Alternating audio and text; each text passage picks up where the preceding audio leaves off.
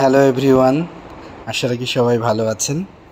আজ আপনাদেরকে দেখাবো যে বড় বাণিজ্যিক জাহাজে যে আমরা পাইলটরা যে নৌ পরিচালনা করি, আমরা পাইলটরা কিভাবে জাহাজে উঠি। দেখতে থাকবেন ভিডিওটা। এটা একটা কসকো শিপিংয়ের জাহাজ। জাহাজটার নাম চ্যাং আন। জাহাজটার দৈর্ঘ্য 190 মিটার, প্রস্থ 32 মিটার। জাহাজটা মংলা বন্দরে আসছে সিমেন্ট ক্লিংকার নিয়ে। পাইলটরা সাধারণত 3 সময় জাহাজে ওঠে জাহাজ পরিচালনার জন্যে, নেভিগেশনের জন্যে। একটা হচ্ছে বন্দরে যখন জাহাজ আসে অ্যারাইভেলের সময়, এবং বন্দর ছেড়ে যখন জাহাজ যায় সেলিংয়ের সময়, এবং আরেকটা সময় ওঠে সেটা হচ্ছে শিফটিংয়ের সময়। আজকে আপনাদের বড় জাহাজে পাইলট ওঠা দেখাবো শিফটিংয়ের সময়। শিফটিং বলতে বোঝায় বন্দরের এক স্থান থেকে জাহাজকে স্থানান্তরিত করে আরেক জায়গায় নেওয়া, এটাকে শিফটিং বলে। তা আমার এক সহকর্মী আজকে জাহাজে উঠবে। আমি যখন জাহাজে উঠি তখন আমার 2 হাত ব্যস্ত থাকে, তো ভিডিও করার কোনো উপায় নেই। তা আমার সহকর্মী উঠছে, আমি সে কীভাবে উঠবে, কীভাবে বড় জাহাজে পাইলট ওঠে সেটাই দেখাবো। এই যে ল্যাডারটা আপনারা দেখতে পাচ্ছেন উঁচু হয়ে গেছে, অনেক বড় ল্যাডার, এটাকে বলে এক্সটেনশন ল্যাডার।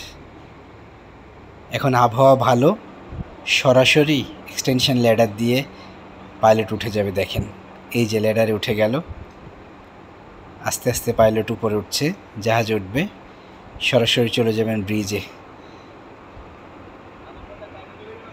যদি এই ক্ষেত্রে আবহাওয়া প্রতিকূল থাকে সেই ক্ষেত্রে এই এক্সটেনশন ল্যাডারের সাথে আরেকটা অতিরিক্ত পাইলট ল্যাডার থাকে। এই দুইটা সমন্বয়ে সাধারণত প্রতিকূল আবহাওয়ায় আমরা উঠি। প্রতিকূল আবহাওয়ায় পাইলট বোর্ডিং হয়তো আর একদিন দেখানো যাবে। এই যে পাইলট সাহেব উঠছেন, এখান থেকে চলে যাবেন ব্রিজে।